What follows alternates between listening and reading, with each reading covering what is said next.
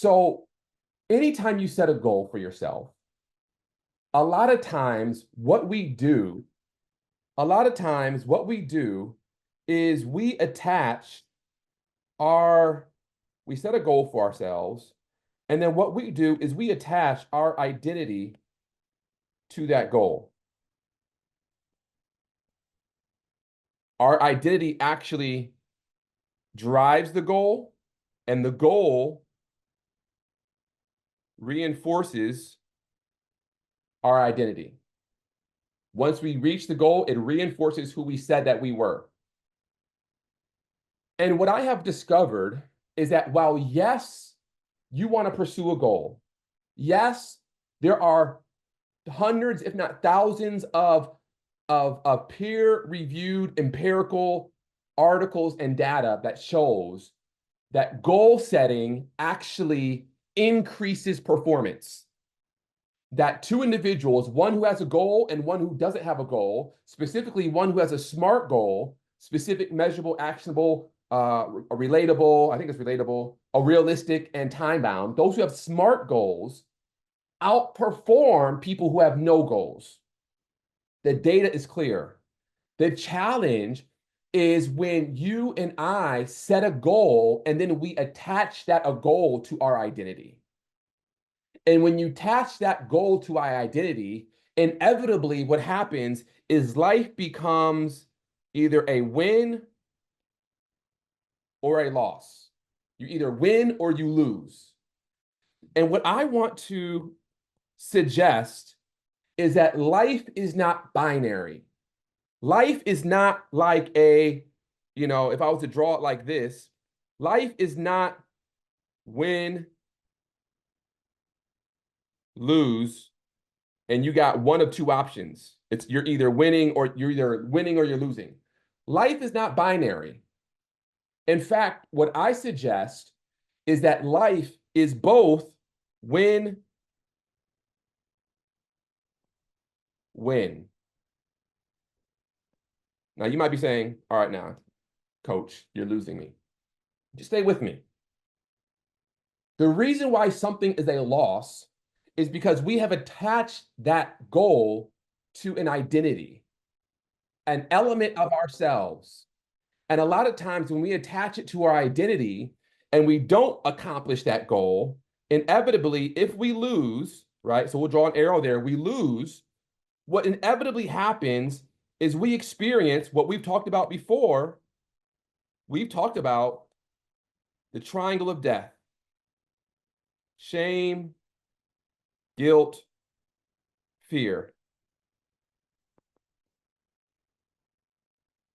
We lose the goal. We set out to finish a project. We set out to lose the weight. We set out to accomplish whatever it is we're trying to accomplish, to launch our business, to be successful as an entrepreneur, to grow up, to go up the ladder of corporate, right? To get married, to have kids, right? Whatever your goal is, you set a goal, but you've attached that goal to your identity so that when you don't reach the goal, as you feel as though you've wanted to reach the goal, that loss inevitably produces feelings of fear, shame, and guilt. And fear, shame, and guilt, I want you to rock with me just for a minute. I'm going somewhere, as the preachers would say, right? Fear, shame, and guilt is directly connected to identity experiences. The only reason why you feel fear, shame, and guilt is because it is impacting how you see yourself. It's impacting your perception of your reality. When you look in the mirror, you feel, I'm not good enough, which is an identity statement. I don't do enough, which is an identity statement. I don't have enough, which is an identity statement. Anytime you experience a loss, it directly impacts your identity when the goal was attached to your identity. And so what I want you to do is I want you to, yes, set a goal for yourself, but then I want you to release that goal so that goal is not attached to your identity. That I am so secure in who I am that my fulfilling and accomplishing this goal or not accomplishing it has no ramifications or repercussions or influence on how I see myself. So that if, we like to say, if you lose, it's not even a loss, because life is not about wins and losses. Life is about wins and wins. Okay, what do you mean? Well, in every area, you realize you're winning. When you realize, and you all know, I love my stick people. One day I'll become, maybe I'll become a better artist. Uh-oh. I'll become a better artist. But so this is you, going back to our goal. This is the goal. And you say, the only way I win is if I actually accomplish the goal. But in the process of you working towards that goal, if for some reason you don't accomplish the goal, what that pursuit did is that pursuit elevated you so that you are now operating on a higher level. You have actually increased your cash, right? I've talked about this before. You have increased your knowledge, your attitude, your skills, and your habits. And let me just say, and because you have been elevated, this is also a win. The only way to experience a life that is characterized by wins on both sides of the equation is for you to have a practice. Hear me, hear me, hear me good when I say this. The only way, someone put only in the chat, the only way for you to experience a life where your life is constantly characterized by wins is you have to have a practice of silence, solitude, and meditation. The only way. Because if you are not practicing silence, solitude, and meditation, what inevitably happens is you go after a goal, you don't reach the goal, you then turn on Instagram, Facebook, you see all the people who are living and reaching their goals, and the fact that you didn't reach your goal has now makes you feel, remember, it's attached to your identity, and now makes you feel as though you are not enough, don't have enough, don't do enough. And the cycle of death continues. The only way to detach from this cycle of death is to practice silence, solitude, and meditation.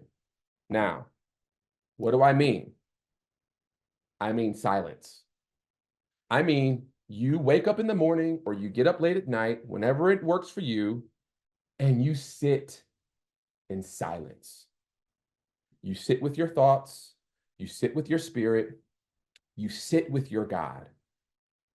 It's not where I'm listening to worship music. It's not where I'm reading the Bible. I am just still. I am listening to silence. Have you ever listened to silence before? No, most of us don't, because we're so busy listening to music, listening to sermons, listening to Sports Center, listening to Housewives of Atlanta or whatever the latest thing is, right? Listening to, CNN, MSNBC, Fox, whatever we're listening to, right? Scrolling, swiping, right? Running. Like most of us are so busy, so caught up, so bombarded that everything, this society has programmed us so that the things that we go after, they are a reflection on who we are. Everything in society around us, it connects your worth and your goals and your accomplishment to your identity.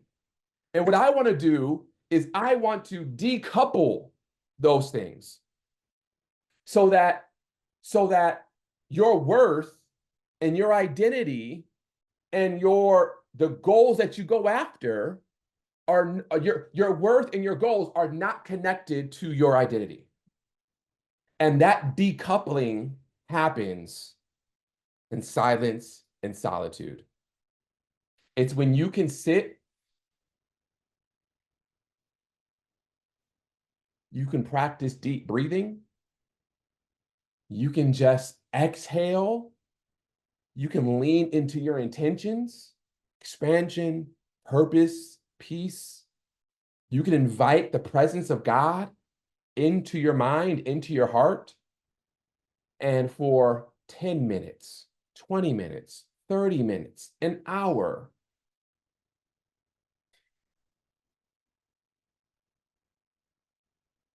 you just meditate.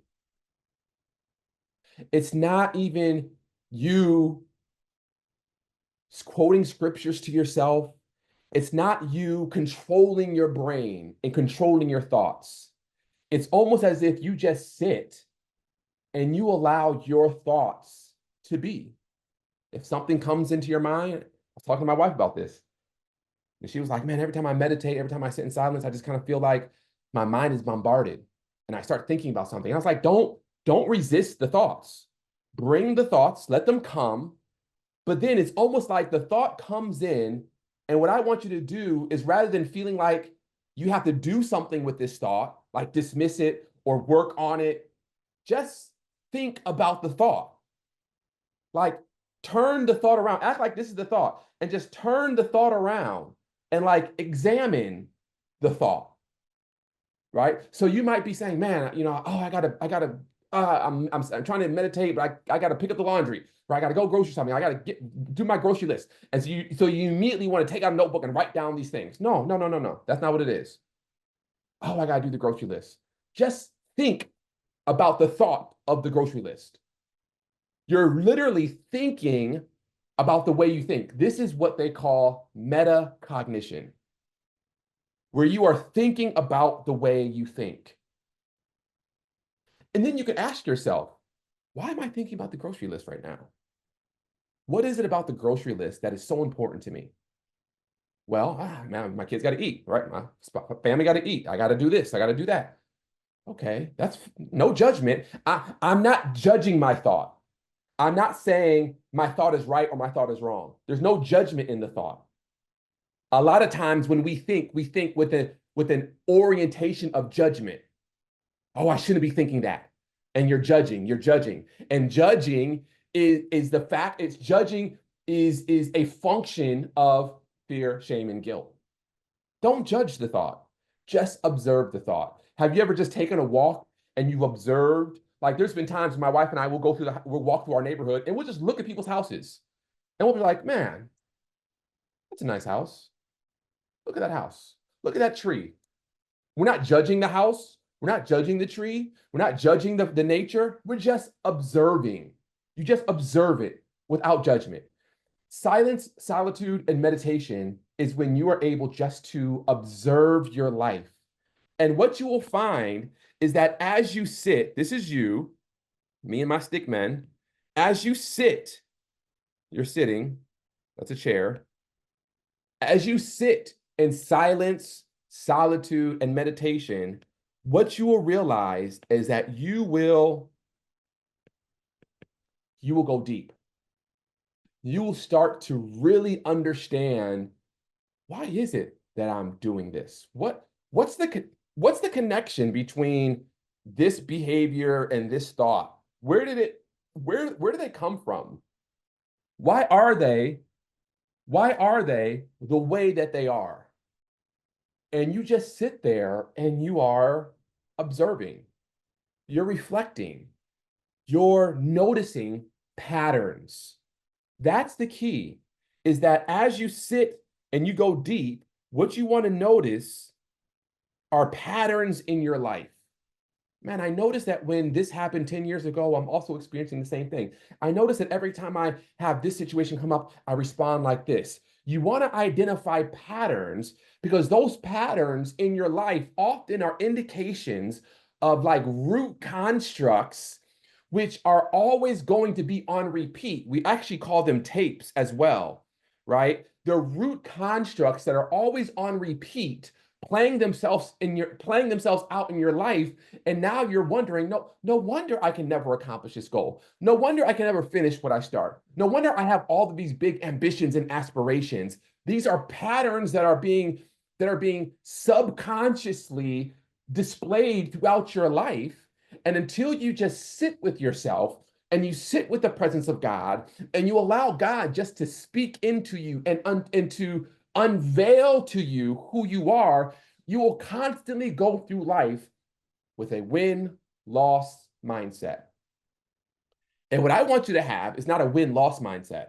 I want you to have a win-win mindset so that when you are going after a goal and you hit the wall, you can ask yourself, why is this wall here? Why is this wall bothering me? Why is this wall frustrating me? Why is this wall like, why am I encountering what is my relationship? That's the question. What is your relationship to the wall? Is the wall something? Okay, y'all gonna make me go deep, right? Even though y'all ain't saying nothing. It's all right. Y'all still here. So this is you. We've talked about this, me and my stick men. This is the wall. Listen, this is gonna blow your mind. This is the wall. The wall represents wavering commitment, adversity, lack of resources, limited perspective. As you are marching towards the wall, you have one of three options. Hear me and hear me good. You have one of three options. You can get to the wall and feel like I hit the wall, wavering commitment, adversity, lack of resource. I don't have enough to do it. I don't have enough to reach my goal. Your goal is over here. This is your goal on this side of the wall, right? This is your goal on this side of the wall. I don't have enough to reach my goal. I won't be able to get through the wall to reach my goal. You have one of three options. The victim says, I won't be able to break through this wall. So let me turn around and retreat. Let me lower the goal so that, I'm just not good enough. And the victim falls prey to fear, shame, and guilt. They feel as though because I can't make it through the wall, it wasn't meant to be. I am not who I thought I was. Your identity is shrunk, if that's the word, right? Your identity shrinks down to now a lesser goal that you feel is more attainable, that won't leave you feelings of fear, shame, and guilt. Your identity shrinks down, right? You are not kept from your goal by an obstacle, but you are kept from your goal by a lesser goal. So it's not the obstacle that's getting in your way. You hit the obstacle, but then there's a lesser goal down here that doesn't have an obstacle. And you're like, well, okay, let me just go with this lesser goal, right? Because I can't go through the wall. I can't fight through this obstacle. That's what we do. That's option A, option one. Option two, or B, is to try to, stay with me now, climb over the wall. So you might say, I just hit a wall. I'm going to power through this thing. I'm going to throw some ropes. I'm going to scale over it. I'm going to power through it. I'm going to break through the wall. I'm going to nothing is going to stop me. And you're driven, you're ambitious, you're furious, not like in a negative way, but you're just like determined. And in your mind, you are going to break through this wall to reach the goal. This is where most high achievers fall in option two, where they say, I got a wall, I got a goal, there's a wall, I'm going to power through, I'm going to white knuckle it, I'm going to pull myself up by my bootstraps, I'm going to power through this wall. That's option two. Option three is what I'm proposing to you today. The reason why people do option two is because option two is still connected to identity.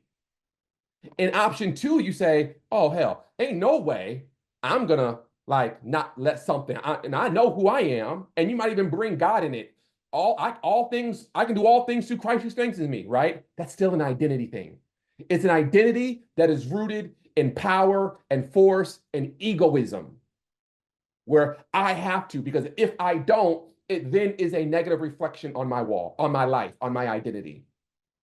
You are motivated by, I have to do more. I have to be more. I have to say more. I have to do, like, you're motivated by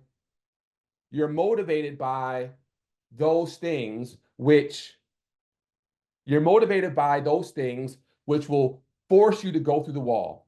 I am not going to go back to where I came from.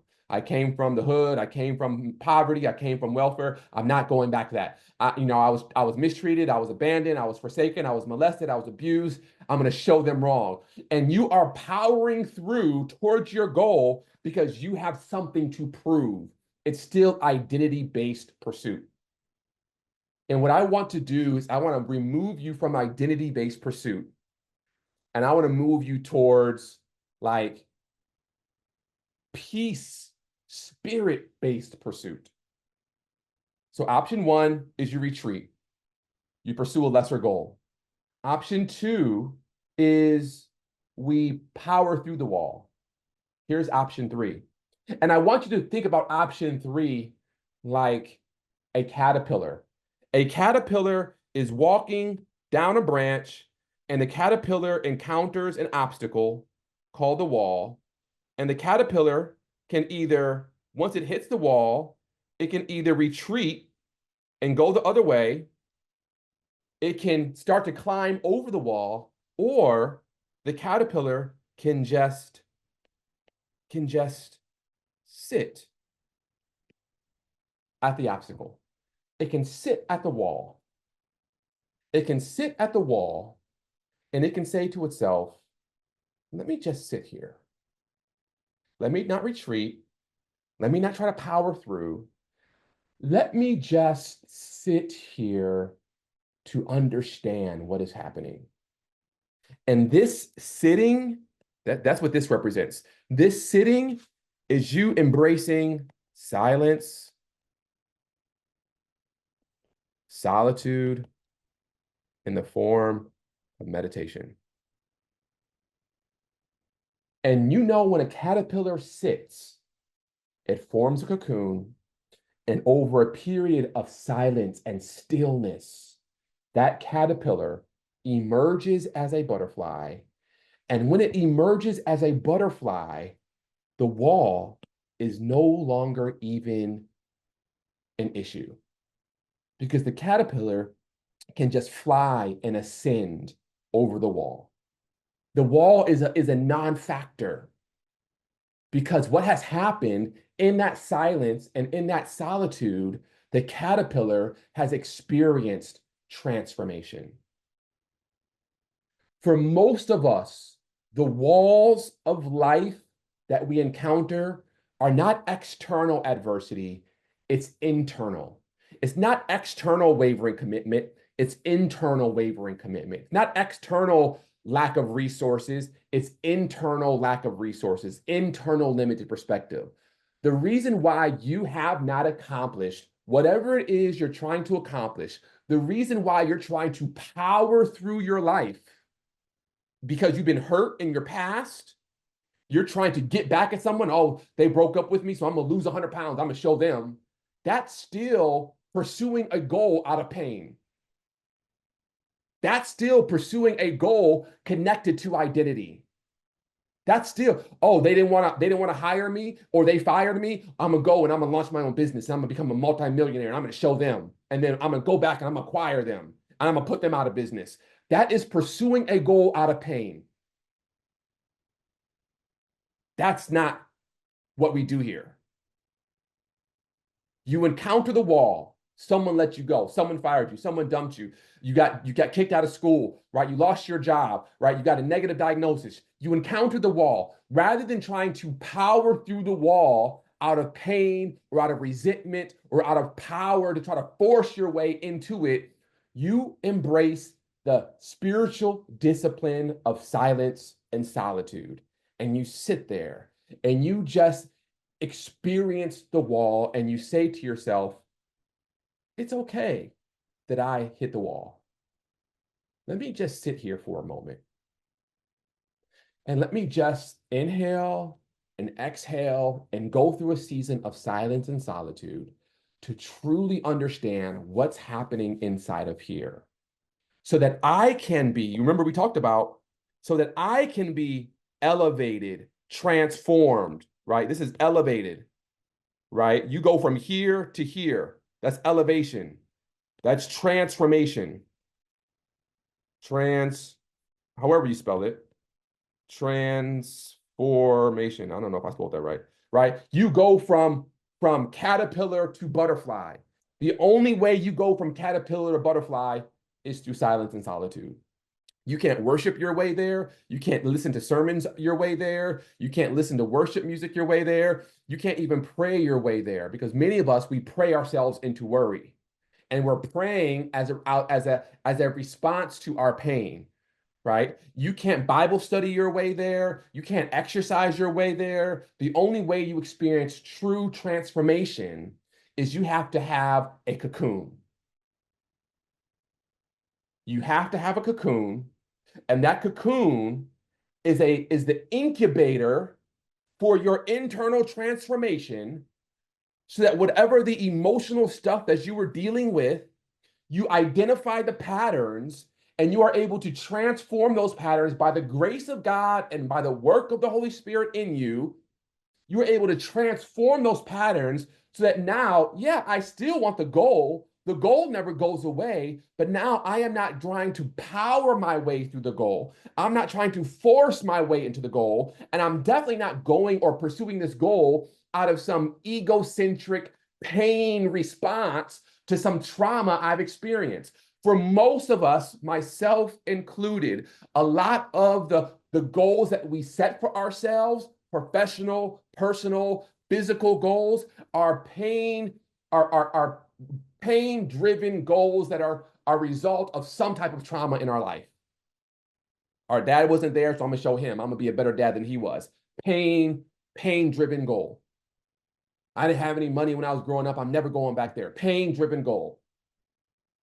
Most of the goals, right? My mama, she abused me. She left me, right? So I'm going to show her. She told me I wasn't going to be anything. Pain-driven goals, right? Maybe my friends, maybe you came from a good two-parent home, but then some girl broke your heart. And now you're like, well, I'm going to show her pain-driven goals. 99.9% of people on earth operate and pursue pain-driven goals. The majority of us. And the only way to escape that rat race, the only way, is meditation. Doesn't mean you're up there with your legs crossed and you're doing the middle the Eastern meditation. This is my meditation chair right here. You probably can't see it, right? That's my meditation chair right there. I try to wake up in the morning, 4:30 in the morning. That's for me. That doesn't have to be for you. I try to wake up 4:30 morning and I sit there. And I'll tell you, it's a journey and it's a struggle because sometimes I want to listen to music and I put on some worship music and then I find myself swiping through Instagram and Facebook. Like it's the process of becoming. It's the process of becoming. The first time you go to the gym and start working out, you don't get it right. Right? You're fumbling through the machines, you're fumbling through the weights. You don't necessarily know what you're doing or how to do it. But the more you go, the more you practice. The first time you tried to walk, you stumbled and fell when you were a little kid, when you were a baby. The more you practice, the more you get it right. And you get to a point, I'm not telling you what I think, I'm telling you what I know, what I've experienced. You get to a point where you can begin to identify in your life the things that are leading you into transformation and the things that are just noise. For most of us, we are bombarded with noise. All day, every day, noise. From the moment we wake up, the moment we go to bed, it's noise. And we don't take any time just to listen to silence. God speaks in a still, small voice. No talking, don't talk to him. Don't tell him what you want. There's a time and place for prayer and devotion and journaling. There's a time and place for all of that. I'm not suggesting you don't do that. There's a time and place for all that. What I'm suggesting is that what you need and what I need is not to bring our laundry list to God. It's just silence, y'all. It's solitude. It's meditation. It's sitting outside and just listening to the birds, listening to the wind blow through the trees, listening to the cars that are in a distance that you can hear driving by your house right down the road, listening to the, like where I live not too far from school, and I can hear the school bell chime when like it's my daughters are getting out, like listening to nothing and just allowing your brain to like decompress so that when you go after a goal, remember, this is all about the goal, so that when you go after the goal, you know that, yeah, I want this goal, but it's not driven by my identity. I don't want this goal because if I don't reach it, somehow it's a reflection on who I am, or I'm going after this goal to prove a point to someone else. So you build a new relationship with someone else to prove to your old relationship that he missed out or she missed out. You pursue a business, an entrepreneurial career to prove to your boss. So you're pursuing a career out of pain to prove to the boss that fired you that that was the greatest mistake, that was the worst mistake they've ever made. Who wants that? Who wants that constriction? That's not expansion. That's constricting. That's stress. That's striving, where now you're striving for something and not feeling as though you can just authentically be. So I'm going to sit at this wall and I'm going to be in silence. And I'm going to ask, why do I feel this way? And this is the kicker, and I'm almost done. Not just why do I feel this way, but it's okay that I feel this way. It's okay that I feel this pain. I don't have to push it out, because what you resist persists. You've heard that before. What you resist, like if a force is coming at you, if you're trying to resist it, it persists. But when you just let it be, it's actually called equanimity. Stand outside in freezing temperatures, and the more you try to resist the cold, you start to suffer. But equanimity says, I'm just going to sit with it. I'm just going to sit with it, right? Pain plus, not plus, times resistance equals suffering.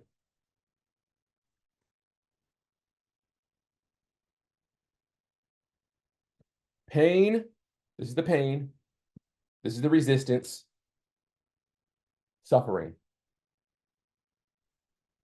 Remove the resistance and just sit with the pain. You've hit the wall, just sit with it and say to yourself, it's okay that I feel this pain. It's okay to feel this way.